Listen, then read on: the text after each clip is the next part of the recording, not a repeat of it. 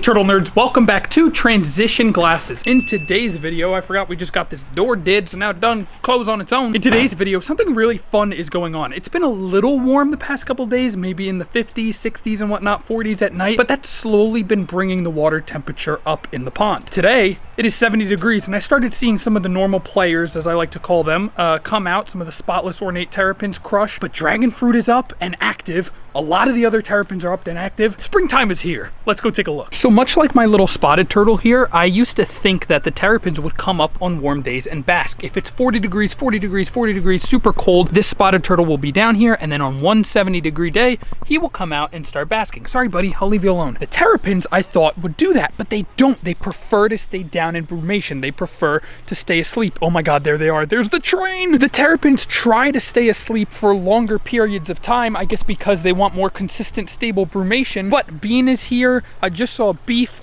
Who is that? Is that Crouton? Guys, it's just, there's so much going on. There's Miss Flipper waking up. There's Dragon Fruit. There's Crush on her rear end. And also Beef is on them as well. There's Miss Bean, the queen. And one of the spotless ornates is right behind her, right on her tail. Here comes Miss Dragon Fruit. Guys, the turtles are awake. It is springtime. So also for the new subscribers here, what we're gonna do is go ahead and try to get a visual, at least a visual, preferably physical, on each of the terrapins that I have and introduce you to them. So I also want to do a health checkup now that brumation is over. This is Flipper. She had about 10 babies last year. She's feeling awfully heavy and she doesn't want to be held. So I'm going to go ahead and let her go. I don't want to disturb her too much. She is a Centrata, the Carolina subspecies of Diamondback Terrapin. Up here, this is coming Miss Bean. I raised her since she was a hatchling. Oh, she's beautiful. I have a couple of her kids in this pond as well. She's a northern, the subspecies is northern concentric Diamondback Terrapin. So, oh my God, she looks great. Her head is getting huge. I'm gonna do a quick physical. Her skin looks good. Everything looks absolutely incredible on Miss Bean. So we're gonna let her go now. The spotless male ornate Diamondback Terrapin. There's two of them in here. They are unrelated. One I thought was gonna be female, and then it dropped the tail and started mounting the girls. This is the flowerback one, I believe, and he is not happy to be picked up. This is a subspecies from the Gulf Coast of Florida, the ornate Diamondback Terrapin. And what makes him special, and the other one, is that they are spotless. They have no spots on their skin at all compared to most ornates, which do have some form of spotting. Now, I already picked up and messed with Dragon Fruit before, but I'm gonna see if she'll come back over. Maybe she'll be nice to me. Also, these are super food motivated animals, terrapins in general. That's why they're letting me pick them up and coming over to me and whatnot. All right, while she makes her way over, in the skimmer, I found one of Bean's babies. I found this little fella. This is Blueberry. Blueberry is looking good, but Blueberry has a little spot on the leg right there, and also around the eye there seems to be a little bit of a fungus. Now I'm just going to do a water change, fat water change on the pond, add some salt into the water, and that should clear right up with nice clean fresh water. Here comes Crouton. I would really like to get my hands on Crouton because she is beautiful. She spent last winter out here, and we're going to let Blueberry go. Go ahead, Miss Blueberry. That is Bean's baby. There goes little Bloob back into Blumation. If I could get a hand on Mr. Beef, that'd be great. If not, not a big deal. I really want to get a hand on Dragon Fruit. I already got a hand on her and Crush, but now they might be a little wary because I've already picked them up. Meanwhile, these two, just not a care in the world. They're relaxing, they're chilling right here. Hi, Flipper, I got no food for you. We got another 3 weeks probably of warm weather until I can feed you. So, hi, I love you, but not yet, mama. Here we got some breeding action going on down there. Sorry, Flipper. With Bean, there's a spotless ornate at her front, and that's Beef. He is a concentric Diamondback Terrapin, same as Bean. You can tell they're the same species and same subspecies because they look fairly similar. I'm hoping that he will get busy with Miss Bean this season, hopefully. I don't know, we'll see. Hi! These are the two mamas, the only ones who have ever given me eggs, to be honest.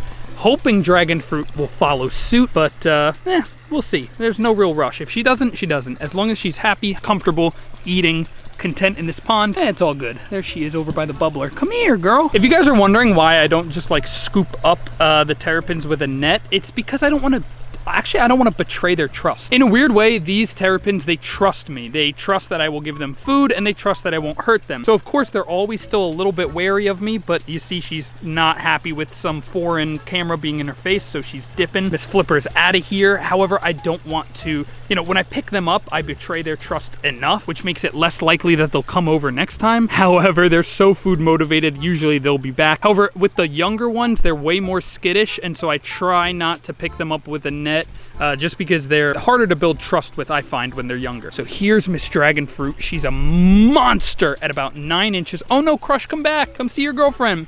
She's a monster at 9 inches, the largest and oldest turtle that I have. She's about 17 years old. She laid infertile eggs 2 years ago when she was not with me, and then she came to me 2 summers ago. Then last season there was nothing, so I'm hoping this year after brumation she will reconsider.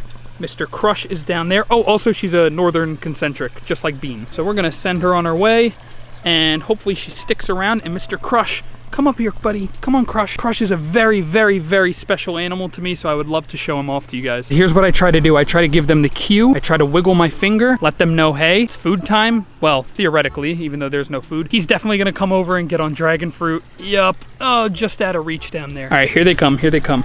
So in order to get Crush, I need to get dragon fruit. So we're gonna bring dragon fruit over, and while Crush is distracted because all the blood is not rushing to his brain, it's rushing elsewhere. Oi! Look at her, oi! Don't do that, mama! Her bites hurt. So we're just gonna bring her up here, push her gently, and bam! We got Mr. Crush. Crush is also an ornate diamondback terrapin. You see he's got spots, not spotless. However, he has a completely yellow shell. Remember how the other two were black?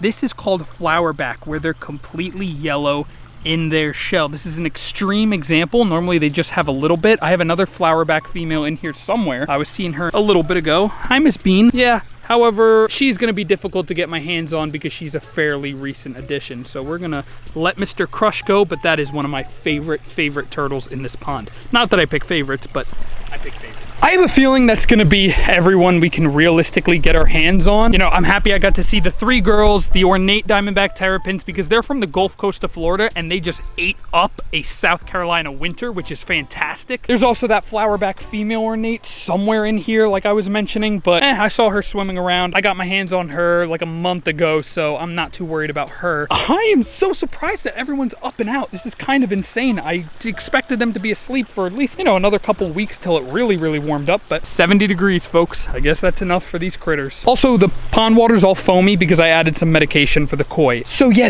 I think that I left algae, like at the bottom, a nice little layer of algae, so I think they were able to just kind of bury themselves into that algae and brumate nicely. Like, I think that they're content that they had hiding spots. I have a whole big 75-gallon tub that I inverted, and I drilled a big old, face hole out of the front so that way they could get in there and out easily. Yeah, but anyways, I think that's everyone that we're pretty much realistically gonna get our hands on. I'm just so excited to see my turts. Everyone's looking really good. There's Mochi. No way. Look who just poked her head out. That is Mochi. That's one of the other terrapins I was talking about that I totally love. So I have a feeling that commotion just leads to more commotion. She's kind of like, hey, what the heck is going on?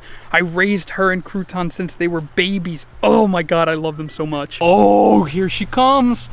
That is a really good looking terrapin. That is one of my absolute favorites because I raised her since she was little. And it's another winter in the books that she has successfully beaten. There's Waffle right there. That is one of the other bean babies that's not Blueberry. So now we've seen everybody but Blondie. Also, for those of you who don't know, these terrapins are diamondback terrapins. They're sexually dimorphic, which means that the males and females exhibit physical distinctions between one another. So the males are a lot smaller, they have smaller heads, and mostly they have fatter tails. The females are built larger so they can hold more eggs, and their faces, their freaking heads are massive. They're made with crushing power in order to eat mollusks and different little like gastropods, snails, clams, crabs, things that they find in the brackish water ecosystems that they normally inhabit. Also, as observed in multiple different studies, spring and fall are the times that the males get extra feisty. That's when they like to breed, and so that is the reason that all the males are going absolutely nuts.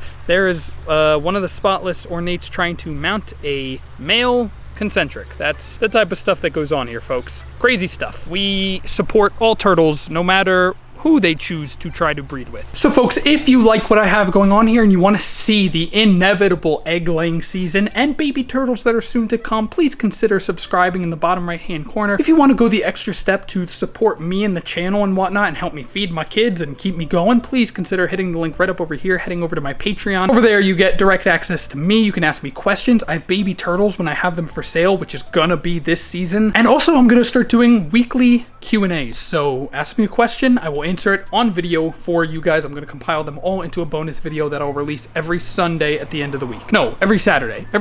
Yeah. Anyways, thank you guys so much for watching. Thank you for your support, and I'll see y'all in the next one.